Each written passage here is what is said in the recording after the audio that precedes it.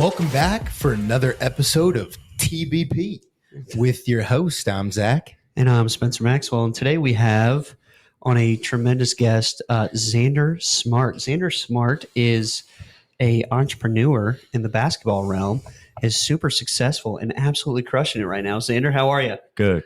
Thank you for having me. There you go. Dude, so how we always get started is, what's your story? What makes Xander Smart? Where are you from? How'd you get into what you're doing? What are you passionate about? Hit it. So I'm from here in Dayton. I'm a basketball trainer, player development coach.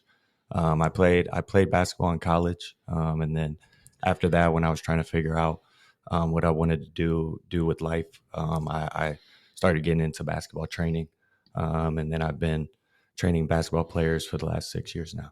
Gosh. And you are up to, like, in 6 years, this is a big jump. How many clients you got? Anywhere from like 150 to 200 clients. Gosh. That's crazy. In That's 6 awesome. years, that's big growth. That's saying something. Yeah. It depends on the year. It's not all at once that I'm seeing all of those players, but throughout the year, depending on the season and the schedule and who's home and who's not. Yeah. So you're just kind of rotating through 150 to 200, just at all points. Yep. I have some players that train year round who live locally, and then some players it depends on when they're home from college or overseas. That's really cool. So, did you go to Carroll? Yep. Okay. Is that how you guys know each other? Is from Well, yeah, Carroll? I had his little brother. My first year coaching basketball, Carroll, was his little brother's freshman year. And so I had his brother, who was probably my favorite. He was like, he just did everything and he worked his butt off. He's a workhorse. Well, that's what I loved about him. That sounds like the Spencer Maxwell special. Yeah, there you go. I love the Steelers because it's a great organization. Yeah, they work hard. They're gritty. That's what I love about them. Yeah, so went to Carroll High School, and then college is where you basically developed this business. So, like, tell us about how all that came about. Yeah. So in college, I wasn't the most athletic or the fastest. So my skills kind of had to be where I made up that ground and got my advantage. So I was always doing the skill workouts. And going into my senior year, I really needed to improve on my ball handling. And around that time was when Instagram trainers started to become popular, and you would see more basketball videos on YouTube. So as I was trying to find more drills for myself, I started to realize that there was an opportunity after I was done playing for a job or for a career. And so I was doing the workouts myself, and then some of my teammates wanted to work on their ball handling and do the drills with me. And it was kind of funny. They would hop in the workouts, and it kind of slowed my workout down.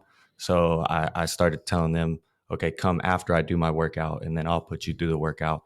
And from there, I just started training players. And the day my senior season ended, our redshirt freshman who didn't play all year, he texted me like I was a mess the next morning. Like my career was pretty much over. Yeah, like, you were done. I was kind of bummed, and he texted me. He was like, "Hey, can we get in the gym?" And it kind of saved me from a dark place in a way, because from there I just jumped right into training. And he trained for like a week by himself, and then the other players who had been playing, they started training. And it just kind of evolved from there. So it was just kind of a smooth transition from playing straight into training. Yep. Because that was our last game was the end of February. So that was the last few days in February. And then the off season pretty much starts in March. So then I just was training from then all the way until the middle of June. Yeah. And then I moved back home to Dayton and just started here. So you never even had to go try to do the traditional workforce 9 to 5, whatever. You never even had to do that because you just transitioned straight into doing what you love. Sort of. Okay. So after when I moved home in June, so I was living in Lima and doing the training and finishing up school. And then I moved home in June. And then in July, I started working at the Air Force Base. Okay. I was doing financial management at the Air Force Base, and I did that for about 11 months. But it got to the point where I was once the summer started to come around, like May, June time, and everybody was home. I was sitting in my office getting texts like, "Hey, can we get in the gym? Can we get in the Yeah. gym?" Yeah. And I'm just waiting for it to be 3 o'clock so I could get out and get to the gym. Right. You were And- strictly there for a paycheck, nothing else. It was Yeah. like that. Your heart was still with basketball. Oh yeah, Yeah. yeah. But it was perfect because I learned a lot working a traditional job and Mhm. learning about professionalism and a lot of the things that go into being an adult. So Yeah. when I quit that job and started my own business, I had a good foundation of what I needed to do to stay self-employed and not have to go back to work for somebody else. And so, I guess what was that time? So you worked there for 11 months, Mm-hmm.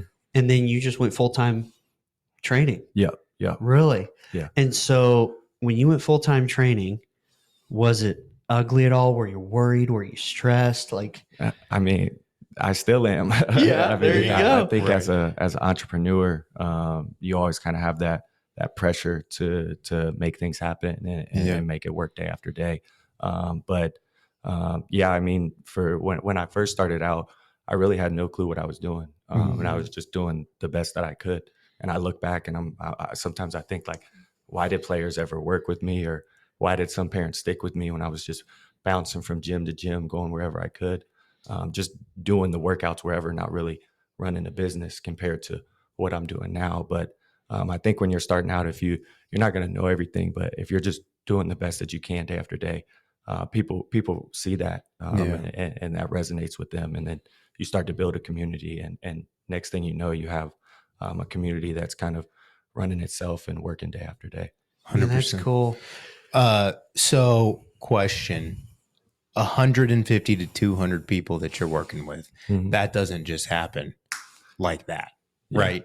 So obviously you probably had some connections leaving college. Your boys are like, hey, can I get in and train, do what you're doing? Mhm. How did you go from starting and just going from that to 150 to 200 people? Did you do marketing? Was it word of mouth? Did people just start talking? Like, how did you get to the point that you're at now? Yeah, I think training it's a lot of word of mouth. If you help people and you help players, they're going to tell the people that they know.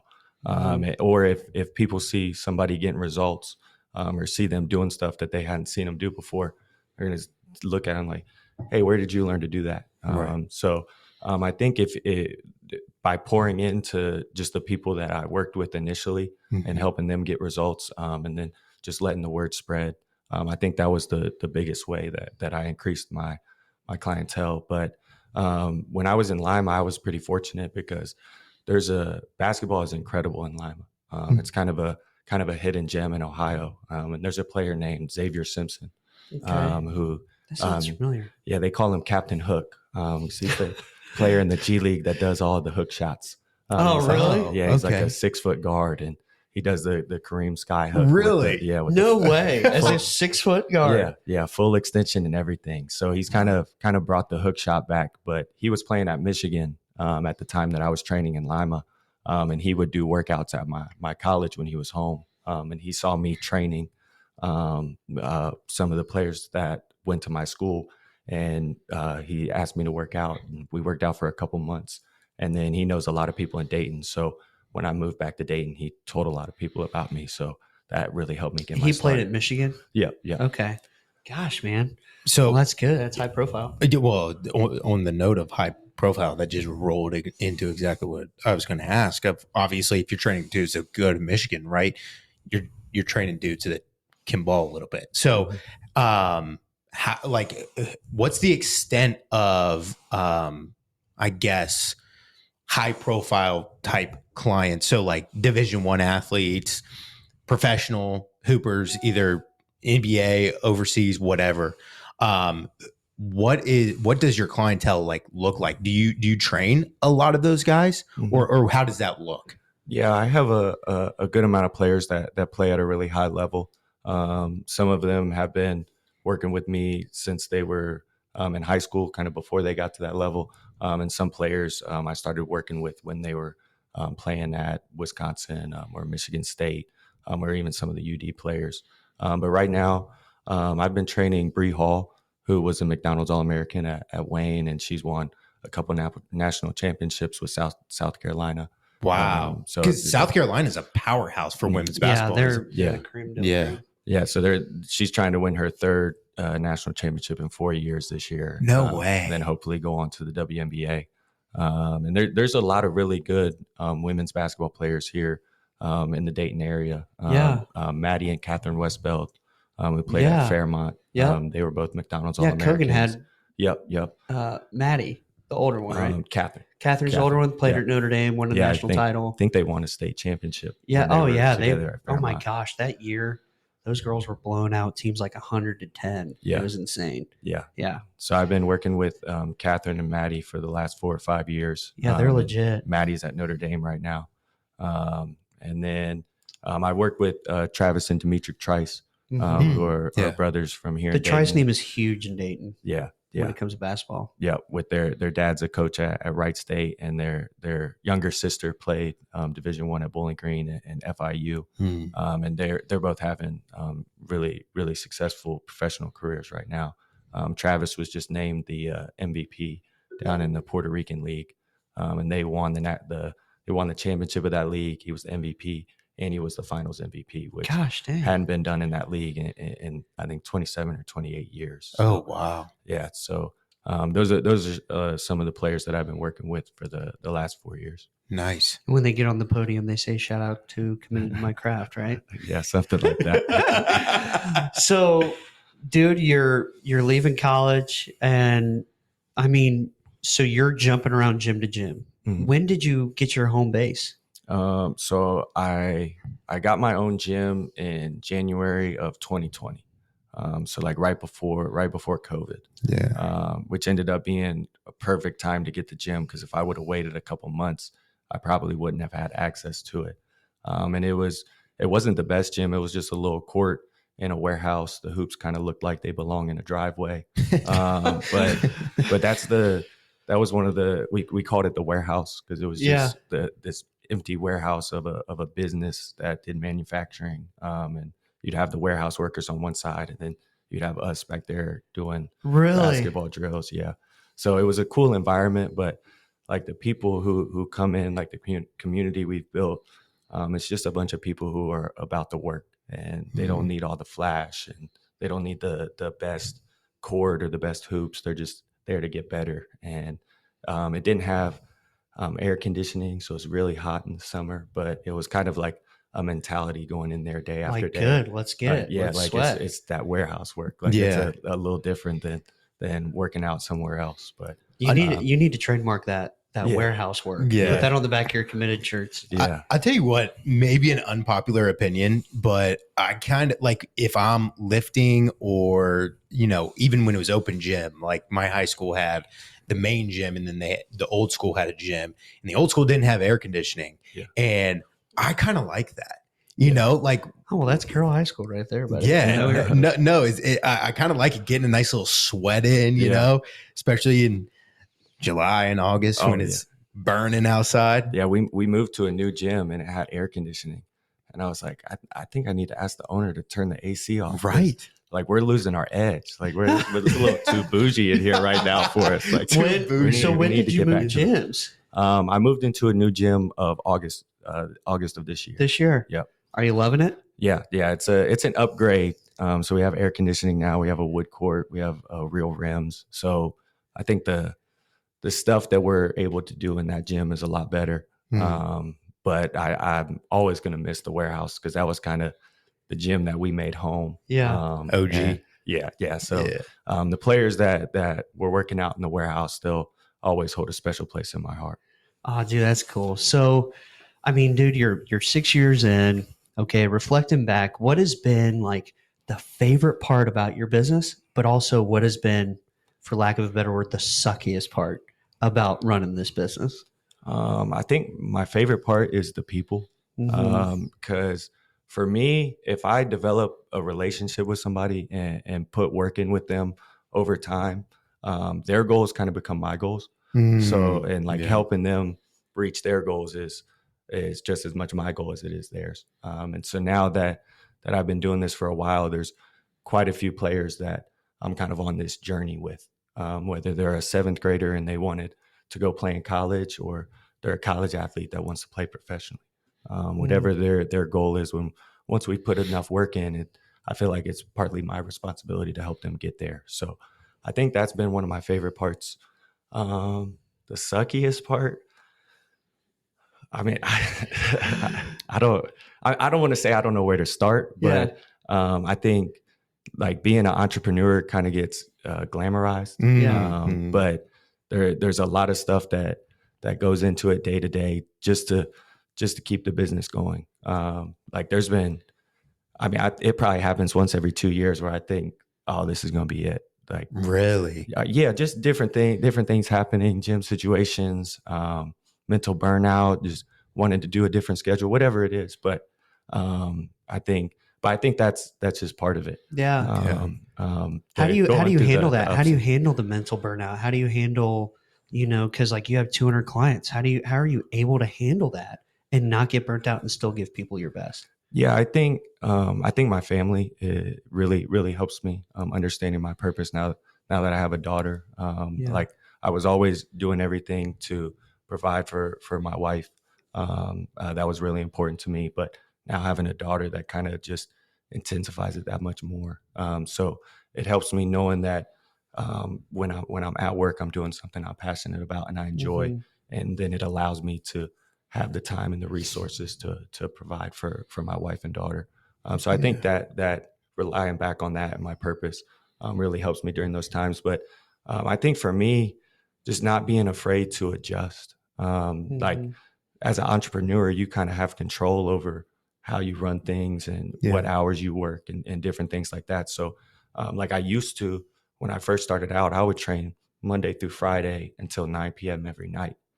And then I kind of got burnt out from that. And I'm like, I'm never seeing my wife. I'm never home before dark, and just adjusting so that I'm not in the gym every single day till that time. Right. And having nights where, I might not be making money those nights, but it's more important for me to be at home, spending time with my wife, putting my daughter to bed than it is being in the gym making money. Right. So just not being able to, not being afraid to adjust, and knowing that things aren't set in stone.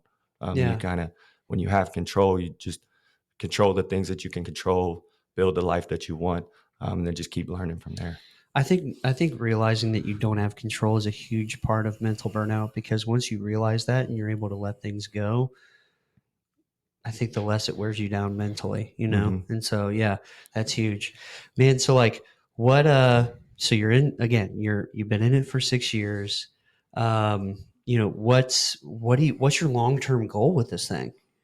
What do you see the next 5, 10, 20 years with this thing? Yeah. So I want to own my own gym. That's something that I've always wanted to do. So just trying to build up to where I have my own facility, and that's kind of a permanent place that people can come here in Dayton. So that's something that I'm working on. But just enjoying the journey with the players that I've been working with, because there's a few players who I've been working with for 4 or 5, 6 years now, and they're into their pro career. So just enjoying that journey with them. And then when those players are done playing, kind of seeing where I'm at and where I want to go from there. Yeah.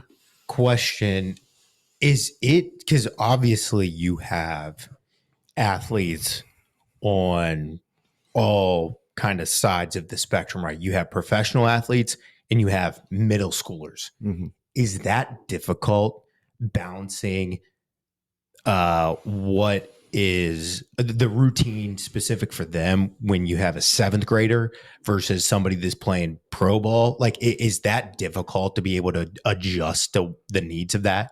I think at first it can be, just knowing what each level needs. But I think over time, because I do workouts back to back, so there'll be times where I'm working with a college player or a pro player, and then I'll have a group of 4th, 5th, and 6th graders, just one to the other. Is that tough?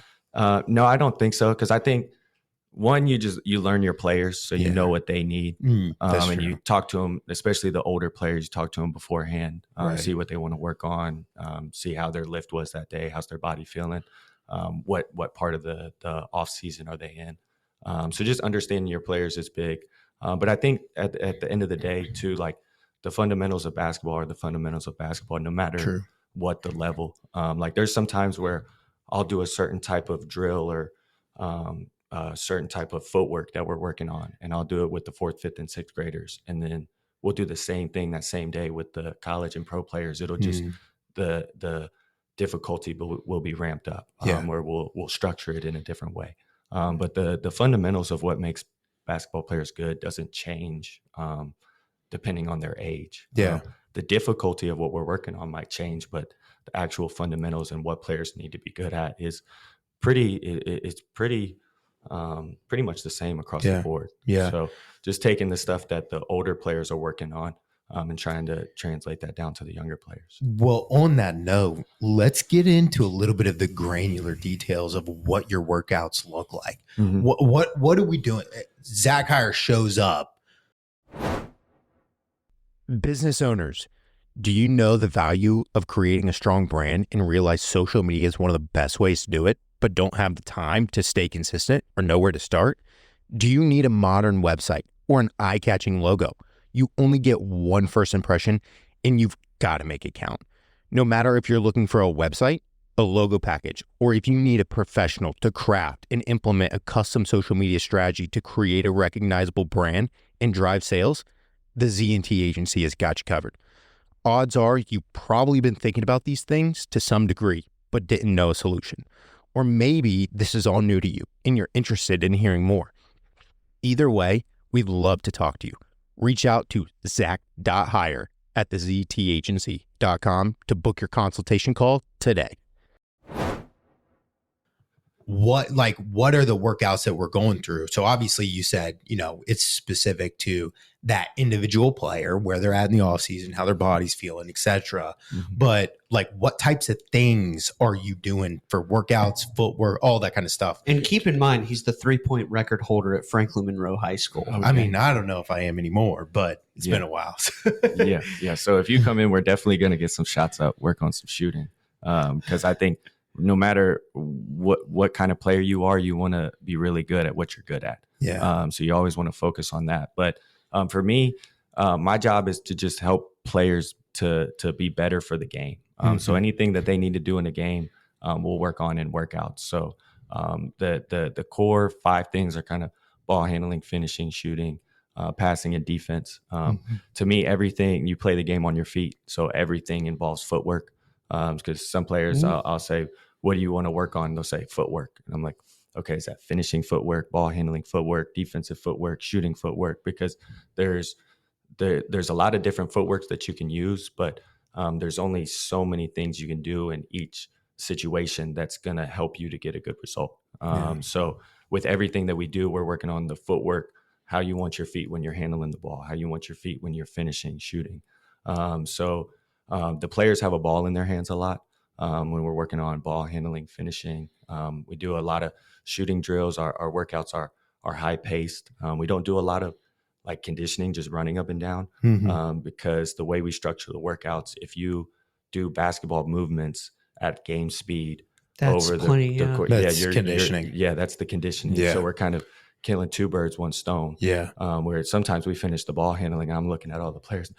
They're gassed. They're gassed. Let's get right into finishing. But then just through all that, through all those skills, teaching the players the actual game. Because I think that's one of the things with today's generation is with trainers and access to stuff on YouTube and how much players are playing the game and watching the game, players are more skilled than ever, but they don't understand the game. They don't have that IQ or that feel for the game. That was one of my questions, is because being a basketball coach, my question to you is do you see a decline in kids working on the finer, minute skills? For some reason, I feel like kind of the skill set has gone down just because people just want to be like Steph Curry. I also feel like, and you would know this better, and I feel like this is kind of applicable across the board of all sports, but I feel like athleticism is going up. Athleticism's up. So I feel like a lot of kids can rely on their athleticism versus the fundamental skills just because I'm that good athletically. Yeah. Is that right, or What am are I you in seeing? left field? Yeah, I think you see some of that. I think kids are better individually because there's like today's society is kind of more individual focused. There's a lot of individual training. Sometimes I try to think, am I part of the problem being a trainer, to where I'm kind of individualizing these kids and separating them away from a team. So I focus really hard on how to help the players use their skills within that team setting. Because I think that is the separator today, is if you can understand the game and understand how the individual skills help you to help your team and work within a team setting, then those are going to be the players that separate themselves and play in college and go on to play professionally, versus the player that's just super, super skilled, Yeah. but doesn't know how to use it, when to use it, or Right. what to do within a team setting. And so that actually leads into another question I was going to ask. And this one, I don't know if I'll ask this question in the right frame. And two, it might sound a little ignorant, but how much can working on your skill set actually improve your skills? Like and it's hard to ask this, but like you have a kid that's extremely athletic, right? Obviously, to some degree, you're going to have some athletic ability. Like, how much can working on those skills improve if you don't necessarily have like the athletic ability? Like, can working on the skills like get you to the playing field of somebody who's extremely talented naturally? Does that make sense? Like, that's kind of I don't know how to exactly. Yeah, I think I know what you're saying. I think to play at a high level, there's like a baseline of how Yes. athletic you have to be. Right. And so it's like if you're not getting to that baseline, like if you want to play Division I, Right. there's a certain level of speed, strength, quickness, Dude, athleticism that's a different to thing. play at that level. Yeah. And so you can, if you're not at that level, you can bridge that gap with the skills. Yeah. Like if you're just a really good shooter, Yeah. but maybe you're not the most crazy athlete, Right. you might be able to get to that level because your shooting is at that level. Right. And then you can guard enough to be on the court. Right. Where maybe if you didn't shoot the ball like that, you wouldn't end up playing at that level. That makes sense. But for some players, you could get as skilled as you want.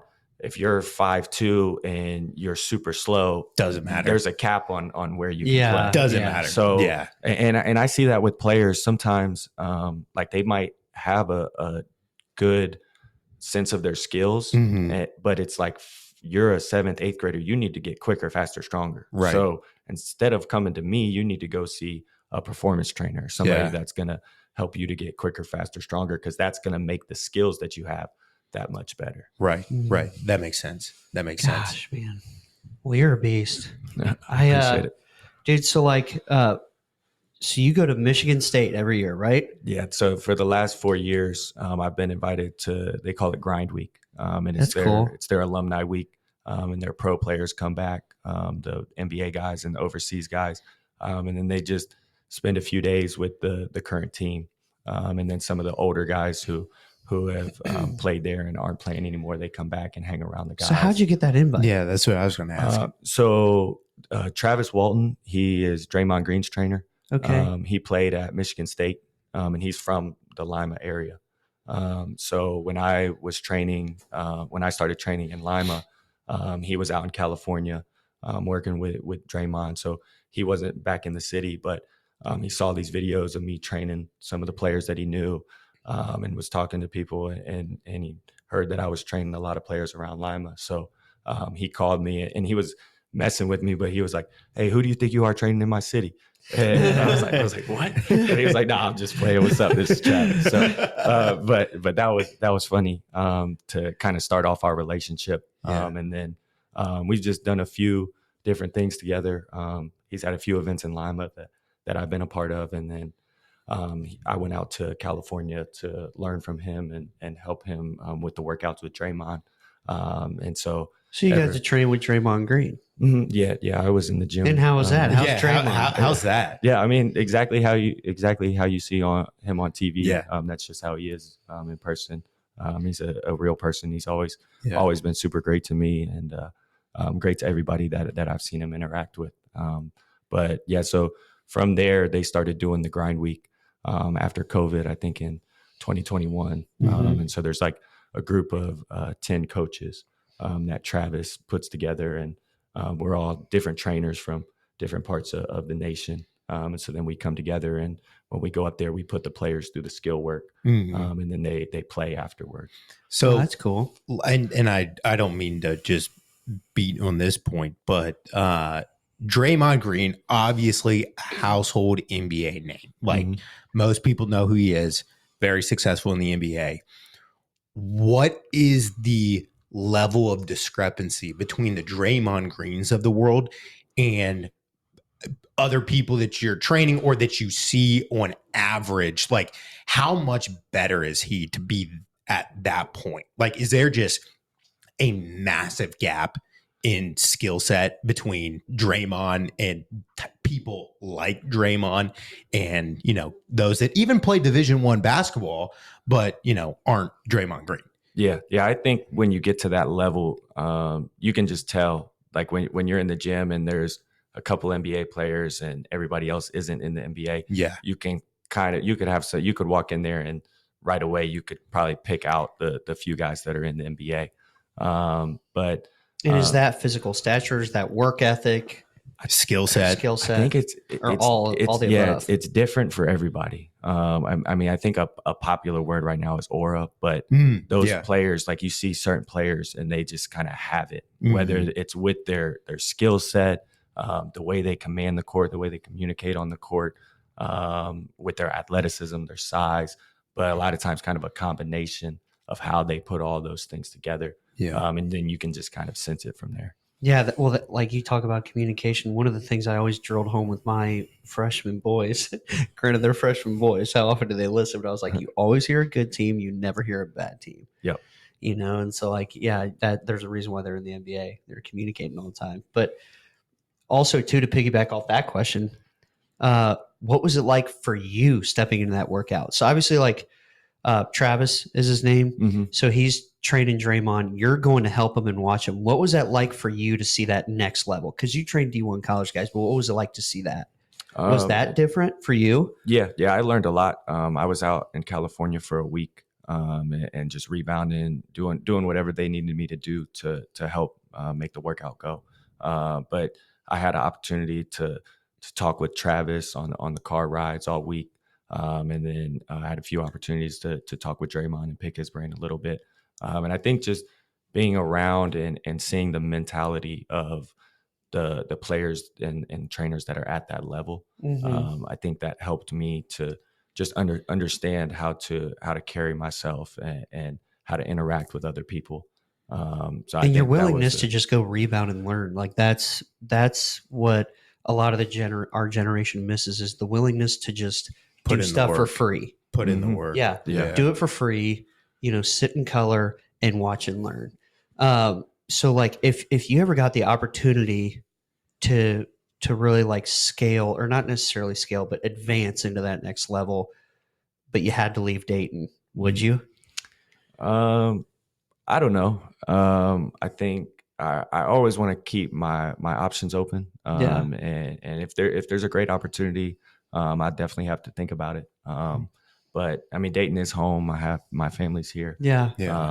I think Dayton is a kind of like how I said Lima's a hidden gem. I think Dayton's a hidden gem nationally. Dayton's a basketball city, basketball. Dude. Dayton's a basketball city on the boys and the girls side. Yeah. I think there's just a lot of good basketball in the Dayton area, and I really enjoy helping the players of this area. It means a lot to me to help the players that are from here to go out into the world and showcase what they can do. Yeah. So again, you're at Michigan State. Did you get to meet Tom Izzo, talk to him? Is that something you'd ever want to step into, as coaching? I like training. That's a good way to answer that. I think coaching is a whole nother beast. It's a beast. You have to live it to be successful. Yeah.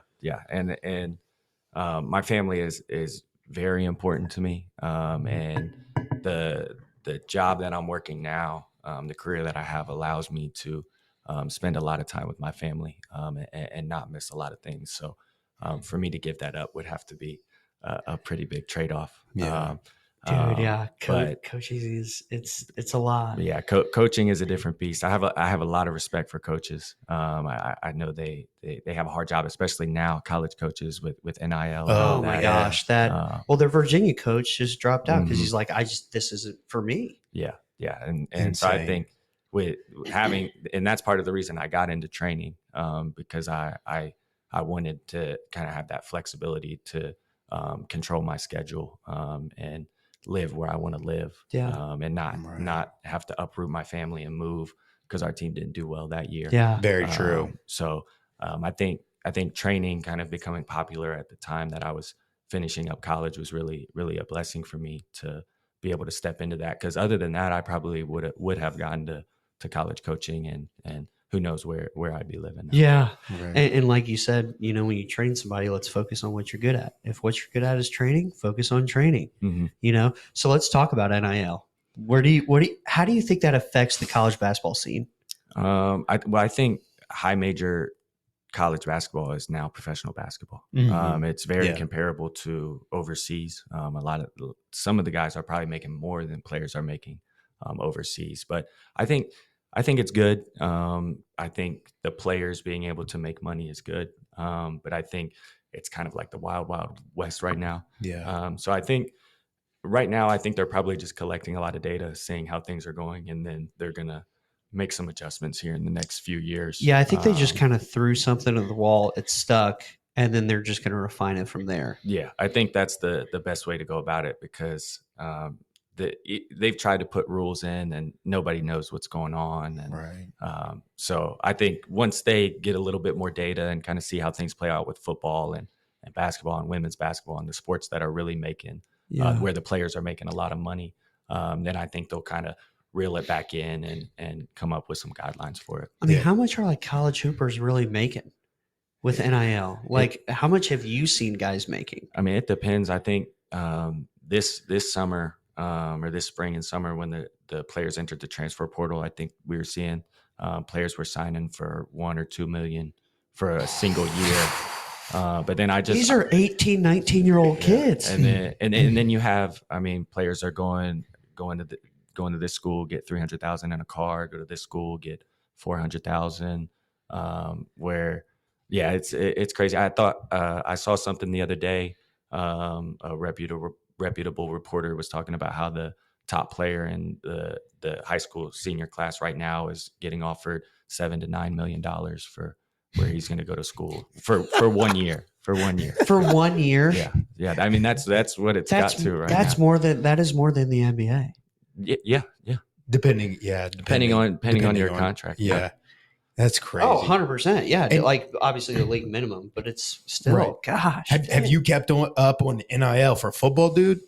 It's Well, I know the Manny kid is like insane. making more than Brock Purdy and all that stuff. But NIL is crazy, which I do agree. I mean, I just look at these universities and how much money they are making off of just sporting events alone. well, yeah, the NCAA is a nonprofit, makes billions of dollars Right. a year. So, I mean, I am all about, athletes getting Getting their cut for sure. But I do think that there needs to be some regulation on it, because honestly, it really is in both basketball and football. It's the NFL and the NBA, and the transfer portal is just free agency. Yeah. It's nuts. Well, how do you feel about the transfer portal? What do you think that does to the game? Does it have? I kind of feel like it's a double-edged sword, but I want to hear your word on it. Yeah, I think the transfer portal and NIL are kind of one and the same right now, Mhm. because you have the opportunity to make money, and then you can pretty much just go in the portal and go to the highest bidder or whatever the best situation is for you. But I mean, you see college coaches that are at one school and then they get a big deal and they jump at that offer. Right. So why can't the kids do the same thing? Right. I agree. So I think it's like you said, it's a double-edged sword. It's good and bad, because some players can go to a better situation. But then at the same time, if you're a smaller school and your player does well, they're gone. Mm-hmm. So now you have the situation where the smaller schools, you want your players to do well, but you don't want them to do too well to where they leave. Right. And so what's happening with the teams is you're stuck with that middle group of guys, because the top group of guys is going to go somewhere else and improve their situation, make more money. The bottom group of guys is unhappy, so they're going to go somewhere else. So do you think it's going to make the... Are you looking to buy, sell, or invest? Be sure to use a Maxwell Group at NavX Realty, where your dream is our passion. The Maxwell Group takes pride in client relationships and experiences. We utilize our knowledge, our love for the industry, and our extensive network to handle your life's biggest investment. Call or text Spencer Maxwell at 937-572-5382. You think it's going to make it top heavy for college basketball? I don't know what's going to happen. Yeah. But because then you have the smaller schools are just going to reach down to the Division twos and then pull from the Division twos. Exactly. Right. So I think it's kind of a trickle down effect. But I think with NIL and the transfer portal, I think when they really figure everything out, they're going to have to kind of make rules and regulations where both of those are in alignment with each other. Yeah. Because right now, I think I might be wrong on this, but I think you can transfer as many times as you want without sitting out. So Do you think that does a player more good or harm? Well, and that's what I was going to say. Because like if you just get up and leave a bad situation, what does that teach and you? that's exactly what I was, because I think that the transfer portal is a good thing in some regards, but a bad thing in terms of like, I'm not happy. I'm a freshman. I feel like I should be playing. I feel like I deserve this. I'm entitled to this, right? And I'm not getting the treatment that I want to. Therefore, I'm not going to put in the work to grind to get better. Mm-hmm. I'm just going to hit the transfer portal and go somewhere else. I feel like that is one piece. I look that's at like, Trey Landers, for example, who, didn't play much with Archie. And then AG comes in and like AG loves the kid, plays a bunch, and he's like a UD legend. Mm-hmm. Like he was just a dog. Yeah. I think there's something to be said for struggling through a situation. Exactly. I agree. Because every time, if you don't get the minutes you want, or you don't have the role you want, and you just run to another situation, you're not allowing that situation to Shape you. and, Right. and refine you and Right. get you to where you're supposed to get to. And I was a little bit of a different situation, because if I went into the transfer portal, I wouldn't have been getting offered any money. But I was on scholarship at the school I was at, and my parents knew I wanted to transfer, and I was home for Christmas break. And my mom sat me down and she was like, me and your dad thought about it, and we decided you're going to stay. And I was like, what? And I was kind of mad at the time that they had made that decision for me. But looking back, they knew that struggling through that situation and pushing through and figuring it out was going to be a lot better for me than just trying to run to a better situation. And I'm not saying nobody should transfer. Right. That's not the Right, message. and for stuff sure. like that. But for me, had they not told me that to push through that situation and figure it out, I don't think I would be doing what I am today. And Exactly. so I You think, stand there. I think sometimes when you're in a situation that you might not be getting the results you want or having the success you want, it's on purpose so that you can get to that next level of yourself. It builds character. Yeah, it builds character. Yeah. Season of It builds suck. It builds toughness. I think the times that have defined me the most and helped me to get to that next level have been some of the hardest times in my life. 100%. And if you're always running from that situation, then you're not going to develop and get to that person that you're supposed to be. Absolutely. And I think that is one of the big downsides of the transfer portal. I think that and I feel like that's, and I'm sound like Spencer, I sound like a grumpy old man, but I feel like that is a quality that is continuously decreasing as the generations go by, is loyalty, the desire or the willingness to just embrace the suck, work through it. here's my situation. What am I going to do to make I've make it straight up better? seen parents with their kids like or move their kids from school to school because like those kids didn't like coaches in high school. I'm like, that's not doing anything. Yeah. So anyway, but like away from that negativity, because I could sit there for a while, but like, you know, do you have a couple of like awesome stories? Just like, because you get to see such a process. What are some of the like the cool, you know, heartfelt stories that you have from like clients? Shoot. Just It's amazing hard transformations. it's hard to think of one off the top of my head. Um, but I mean, I've just seen a lot of players that that have kind of completely flipped their situation, going from getting cut from a team to a couple years later being one of the better players on the team. I can't think of a specific story or situation that I'd be able to tell. You've seen so many, it's probably hard to pick. Yeah. But you've been a part of huge transformations for kids. Yeah, and that's one of the most rewarding things about what I do. If I work with a player and they get cut from a team and then the next year they make the team, to me that's just as big as working with a player that ended up making it to the NBA. So Because you're helping somebody achieve a goal, and that's what some people don't realize is like when I talk to people about being a basketball trainer, everybody thinks like, oh, those kids think they're going to make it to the NBA, blah blah blah. It's like, no, some kids just want to get better at the sport to have fun with their they friends. just enjoy Right. the Like grind, some hustle. some kids don't like going to the game and not playing. So For Yeah. sure. they might know they're not going to play in college or play professionally, but getting better at that sport helps them to have confidence on the court, which helps them to have better self-esteem with their friends, which helps them to have a better life. You know, Yeah. so 100%. I think that impact that trainers and coaches have is missed because everybody looks at it like, oh, people just want to make it to this level, where sometimes players just want to get better and have fun.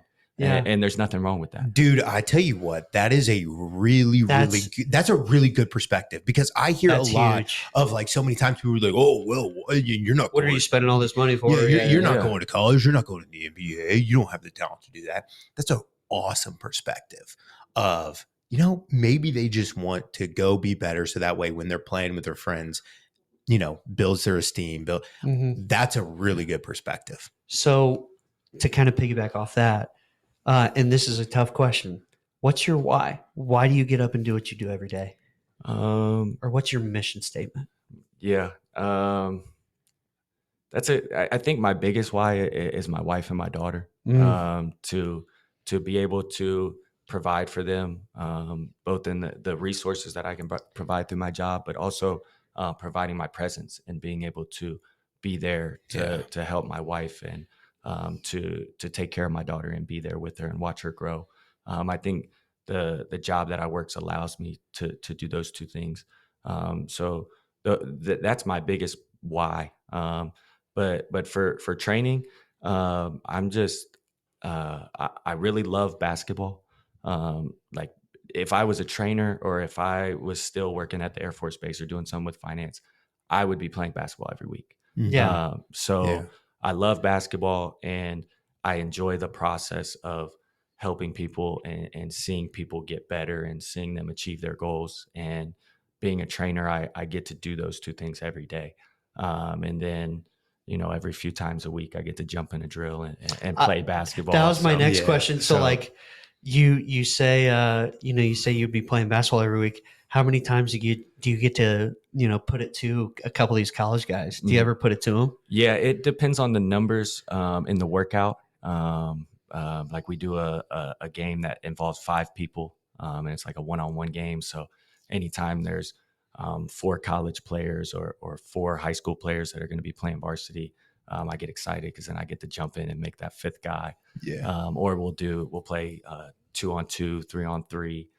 So in the summers when the college guys are home, we're probably competing. We'll probably play one time a week, up and down, and then in the workouts we'll go live pretty much every day, or Do you at least put it 3 to or 4 them? times a week. Do you put it to these college guys, Mr. Trainer? I mean, I like to think that I win more than I lose, but that's when I know a player is getting to a good level, when they were younger and they would never beat me, and then they get to this point where it's like, shoot, I can't do anything with them. They might be all right. So, but and competing against the players helps me to build the relationship with them and learn them a little bit more. I think especially during the summer, I'm jumping in there few times a week, as much as I can. Nice. What do you think the most important, outside of skills itself, what do you think the most important piece to your workouts are in order to push a player to the next level? Mm-hmm. Is it that high intensity competitiveness all the time, or what is that one thing outside of the actual skill set? Yeah, I think now that that I've been in it for a few years now, and my training is more than just me. It's like a community of all the players, and because the players a lot of times work out with each other. Mm-hmm. So I think the outside of the skills, being around our community, and being around other like-minded people that are showing up day after day and holding each other to a certain standard, I think that's the biggest thing that helps players outside of the drills and the skills that we're working on, because we have a culture where it doesn't matter who you're training with. Every single day there's a standard that's going to be met, and you're going to have people that are competing and holding each other to that standard. And when you know that coming in, it makes you want to be better.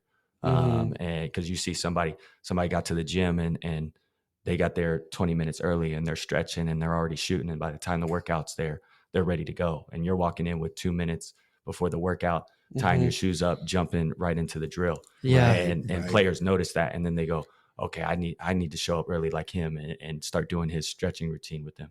And just being around those like-minded players, it pushes you to be better. And it's almost kind of like osmosis. Just being around and being with people, you get better by being around those better people. And then over time, after doing that for a whole summer, you kind of turn into one of those people yourself, just by being around it every single day. Man, I tell you what, that is so true, because we say it all the time. The people that you surround yourself with are the people that you become. Mm-hmm. And that's why it's so important to be so, specific about who you're hanging out with and the time that you're spending with people, to make sure it's those pushing you in the right direction, not pulling you in the wrong direction. Yeah. The committed community. Yeah. Committed community, huh? Yeah. Man. Nice. So talking to, kids, meaning high schoolers and younger, what are a couple pieces of advice that you can give them if they're listening today? I think just learn the power of consistency. Because no matter what you're trying to get better at, if you're consistent with it, then you're going to see results over time. I think some people, they want to get better at something, so they do it 2 or 3 days in a row, and then they don't do it for a couple weeks, and then they get that itch again, and okay, let me do it, and then they do it 2 or 3 days in a row, and then they don't do it for a couple weeks. Where if you would just do something Monday through Friday, take the weekend off, do it Monday through Friday again, and you do that over and over and over, eventually you're going to start to see those results. Even if it's just a little bit every day. Like right now, I'm doing a 30-day ball handling transformation, where I've just built these 10-minute workouts, and it's 30 days in a row, and it's only 10 minutes a day. And all you have to do is you set your phone up and you follow along with the workout. And the one workout might not seem like a whole lot. Like, you finish the 10 minutes, okay, you're done. That was only 10 minutes. But you come back and you do it the next day. It's the compounded, you do it the next day and the next day. And then the next thing you know, after 10, 20, 30 days, you notice a complete difference in how you handle the basketball. Right. Lord knows I need that. and I think just that consistency. And that's what I remind myself. Because sometimes you have a goal and you're thinking about that goal and you think about it being so far away, where if you just take steps and do something every single day towards that goal, eventually that goal is not going to be as far as you thought it was. Right. Because that time's going to pass regardless. So you might as well put the work in and be consistent. So That's true. huge. So That's huge true. for kids. That's awesome. Well, before we hop off, we always want to be able to plug. So where can listeners go and find you? How can they follow along with you, see your trainings, get in touch with you if they want to, sign up to train with you? Where can people find you? Yeah. So if you're looking to sign up for training, you can reach out to me on Instagram at committed to my craft, or you can go to committedtomycraft.com and send me an email through there. And then the other thing I would want to plug is that 30-day handles transformation. If you're somebody that's trying to get better at your ball handling, you can find it on Instagram, YouTube, Facebook. I even posted on TikTok. But if you search committed to my craft, you can find that. And it's free. All you have to do is follow along. Cool. Awesome. Cool. Well, that was great. Thanks, Xander. Dude, I appreciate you coming on, man. Yeah, thank you for having me. This is a lot of fun. Absolutely. Yeah, keep it up, dude. Absolutely. Well, that's all we got for this week on the Blueprint Podcast. We'll catch you sometime. Yeah. Peace. Peace.